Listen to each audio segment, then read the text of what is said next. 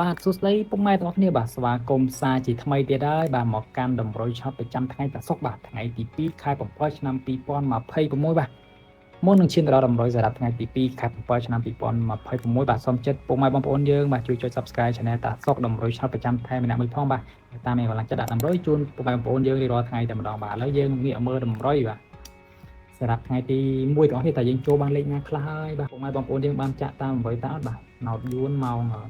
4ម៉ោង6ហើយនឹងតម្រុយតាបានចាក់បាទឥឡូវយើងមកតាមដល់អ្នកបាទសម្រាប់ម៉ោង3បាទតាឲ្យតម្រុយតាបាទតាឲ្យ90អូបាទចូលបានច្រើនមែនតើបាទហូសូបាទចូលបាន93 95និង94ឡើង3ប៉ុសតែម្ដងបាទ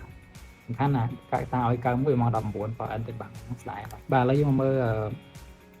ម៉ោង4កន្លះម្ដងបាទម៉ោង4កន្លះតម្រុយតាចូលដែរបាទតាឲ្យអូកៅបាទចូលបាន97ឡើង97បាទប៉ហូបាទឥឡូវយើងមកមើលម៉ោងបាទម៉ោងយួនម៉ោង6កន្លះម្ដងបាទឃើញតែចូលបាន91ចំល្អមែនទែនបាទ91ប៉អាបាទ91ចំល្អហ្មងមិននេះគុណទេបាទ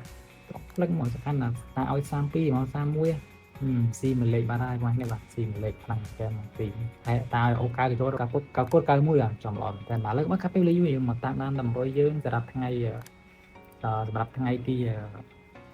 2ទាំងអស់គ្នាបាទចាំថាតម្រុយយើងចូលទៅបាទបាទបងនេះបាទសម្រាប់ថ្ងៃទី2បាទតម្រុយតាឲ្យ2លេខបាទ68បាទបងនេះល្ងាចមិញ68ចូលច្រើនមែនទេណា68 86ហ្មងចេញដល់ចេញឡើងតែថាបើគិតជាលុយច្រកបេបាទអស់ហើយបាទឲ្យថា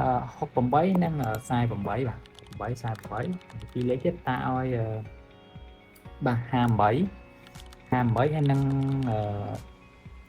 37បាទអត់ច្រឡំ37បាទបានទេ37ហាក់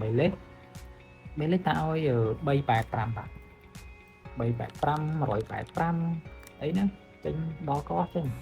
385ហើយនឹង3លេខទៀត3លេខទៀតតាឲ្យ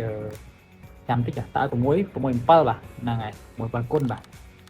លេខតាឲ្យសម្រាប់វីអូតាឲ្យអូចិត្តបាទអូចិត្តអូជាស្អីវាយនេះច្រឡំបាទអូចិត្តបាទតាវីអូតាឲ្យអូចិត្តបាទហើយបងប្អូនយើងបាទកុំភ្លេចចុច Subscribe Channel តាសុកតម្រុយឆោតម្នាក់មួយផងបើតាមមានកម្លាំងចិត្តដាក់តម្រុយជូនបងប្អូនយើងបាទសងសំណាងរៀងរាល់ថ្ងៃតែម្ដងបាទហើយលេខខ្លះឃើញតែចូលលេខខ្លះអត់ចូលអញ្ចឹងណាប៉ុន្តែលេខពិសេសពីច្រើនចូលបាទដូច91អូកៅចូលវាចូលច្រើនពេក